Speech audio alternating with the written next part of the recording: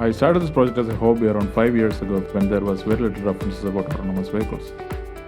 I really felt the need for developing when I hired a taxi to go home from airport at late night and the driver was really tired. I could see him dozing off behind the wheel and he was literally losing control over the vehicle. And I had to make him sit in the rear seat and drive the vehicle by myself to reach home safely. I was into developing robots for multiple industries by that time, and I thought I should try to do something to create an autonomous vehicle within my capability after this scary experience. I had no clue where to start.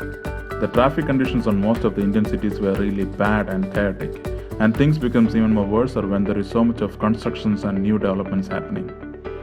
I selected TATA Nano as the choice from so many cars available back then because it's a rear engine vehicle, it has so much of space for sensors and actuators, and it's a cute little car.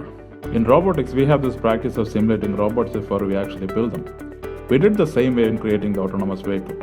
We created a complete life-size TATA Nano insert an industry standard simulator and make it drive on a virtual city where there are drivable roads. We made the system completely distributed so that someday we thought we could make or convert the whole thing and make it work on a real vehicle.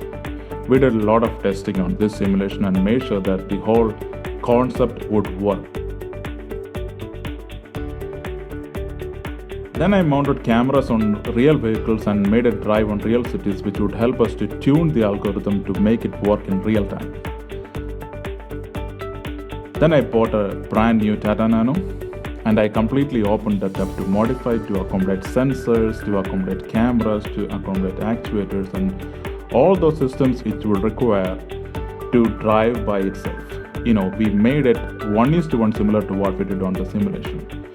We identified certain residential layouts where the builders would actually create the roads, so the asphalt roads first before even creating the buildings. And we used these places to test the vehicle, which was really safe because there were no people around.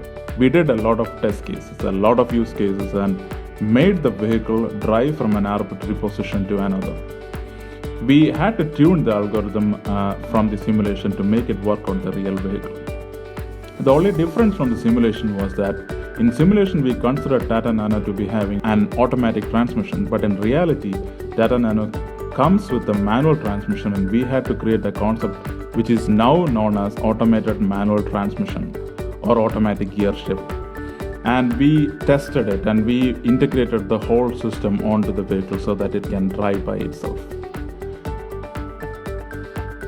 And recently we made the system even more modular and we found certain highways which are under construction and we started testing on these places because it's totally safe and there is no other vehicles and very less vehicles coming in the roads. And we made the system even more modular in such a way that the whole system can be incorporated onto vehicle or attached onto any vehicle within less than an hour. I had multiple cameras. I placed multiple cameras inside the vehicle and there were my team members with cameras outside so that they can record the whole event. I gave safety at most importance and there was a team of people who were behind the scenes, who were looking at the logs which they could see through a wireless network and to see whether something is crashing or something is going on so that they can abort the whole process and make the vehicle drive manually. There is even a person sitting you can see in the video, sitting behind. He has an emergency stop switch, which he would be able to stop the vehicle if he finds something wrong.